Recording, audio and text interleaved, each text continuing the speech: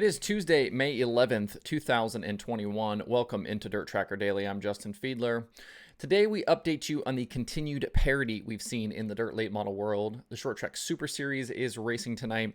Swindell SpeedLab has a great new behind the scenes video and more, so let's jump in. I talked back on the March 10th Daily Show about the early season parity in the late model world, especially between the Outlaws and Lucas. On that episode, I talked about the frontrunners from 2020 not winning nearly as much or at all, and the other names we've seen spring up in their place. 2 months and a lot more races later, and a lot has happened since then, but I don't know that much has changed in terms of the parity.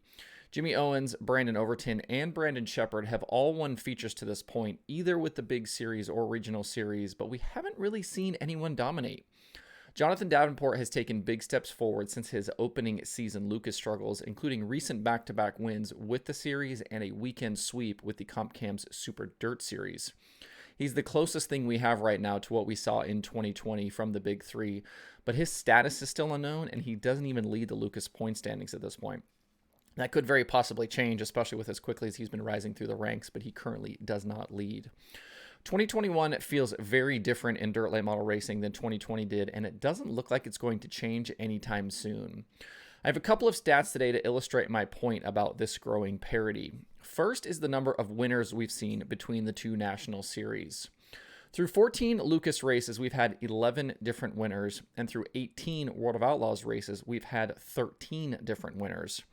Just a reminder, some of the Outlaw races I'm referring to were split field or non-points races. In 2020, Lucas had 20 different winners in 47 races, and the Outlaws had 16 in 40 races. So with far less than half the season complete, we are on pace for way more winners. The Outlaws have nearly matched their 2020 winner total in 22 less races. Now, obviously, that's going to fall off as the season continues, as some of those guys jump up and win more races. We're not going to continue on this torrid pace, but it does feel like we're trending in the direction of a lot more winners. And of those different winners between the two series, nobody has won more than 2 races. Hudson O'Neal, Davenport, and Tyler Erb all have 2 wins each with Lucas, while Chris Madden, Bobby Pierce, Kyle Strickler, and Devin Moran all have 2 wins with the Outlaws. For reference, in 2020, Brandon Sheppard led the Outlaws with 14 wins, while Jimmy Owens topped Lucas with 11 wins. And among all these different winners, we've also had a bunch of first-time winners, including Kyle Strickler, Stormy Scott, Josh Rice, and Bobby Pierce. If we look at lap leaders, we see a similar trend. Lucas had 29 different lap leaders in 2020, while we already have 20 this season. And the numbers are nearly identical for the Outlaws. 29 lap leaders in 2020 with 21 already this season. It's been great as a race fan because when you dial up a broadcast or head to the track, you have no idea who's going to win on a nightly basis. Stay tuned this week, as even though the Outlaws are quiet, there's a lot of great late model racing to come. The Flow Racing Night in America series is back on Wednesday. They race at Brownstown, I believe. Lucas is in Tennessee and Alabama. Mars has 2 big shows at Farmer City and Fairbury, and there's a lot of other local and regional action on tap. We'll have more on the late model racing ahead later in the week. Over the weekend at Eldora, Darren Pittman made his season debut with the Swindell SpeedLab 39 sprint car team. The new pairing didn't have the opening weekend they were looking for, finishing 22nd in the Friday feature and ending up 15th in a B-main for the Saturday feature.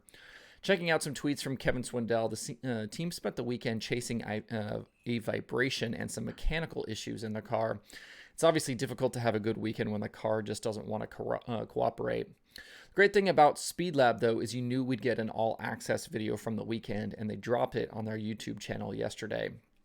I've called out these videos before on the show because not only do you get the cool onboard footage, but you get really neat insight to how a sprint car team works.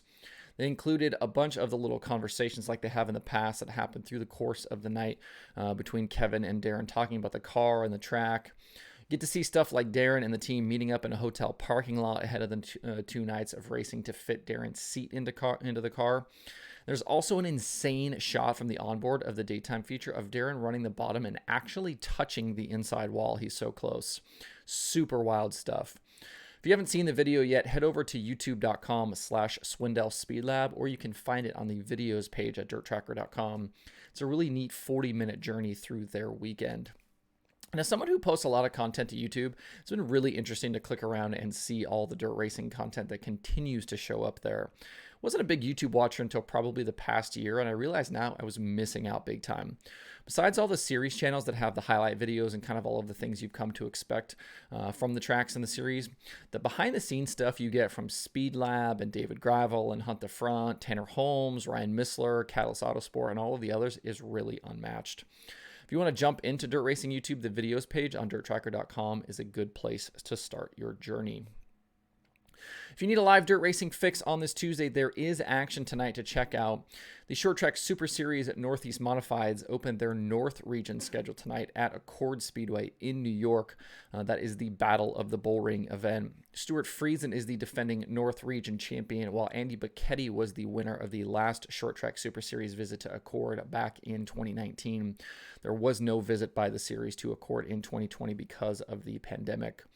There have been 4 series races so far this season, all in the South region, and they've produced 4 different winners, with Matt Shepard winning the opener at Georgetown, Andy Bacchetti winning at Selinsgrove, Matt Williamson taking Port Royal, and Stuart Friesen winning a few weeks ago at Delaware.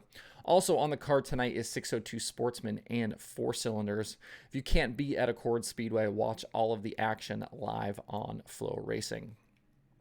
There are 2 items on the streaming schedule for today, both on Flow Racing. Besides Flow 24/7, they also have that Short Track Super Series action live from Accord. To see the full daily streaming schedule with links to watch, visit DIRTRACKR.com/watch tonight.